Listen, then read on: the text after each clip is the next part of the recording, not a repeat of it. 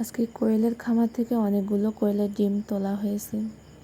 ডিমগুলো অবশ্য তোমাদের ভাইয়া তুলেছে, আর আমি ডিমগুলো বাছাই করার জন্য নিছি, কারণ অনেক সময় ডিমগুলো ফাটা থাকে, ডিম গরমে নষ্ট হয়ে যাওয়ার সম্ভাবনা থাকে। ডিমগুলো বাছাই করে দিলে অনেক সময় ভালো থাকে ডিমগুলো। তো ডিমগুলো বাছাই করে আপাতত ফ্রিজে রাখবো, কিছু খাসি করব বাজারে দেওয়ার জন্য। মাশাআল্লাহ, আমার খামারে অনেকগুলোই ডিম হয় প্রতিদিন কম বেশি। এই গরমে পাখিগুলো নিয়ে অনেক সমস্যা, কারণ গরমে খুব হাঁপায় ওরা, ফ্যান ছাড়া তো একদমই চলে না।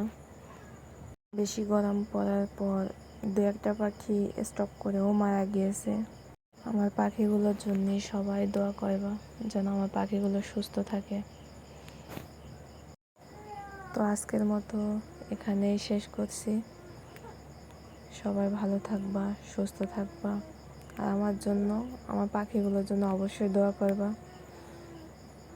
আল্লাহ হাফেজ।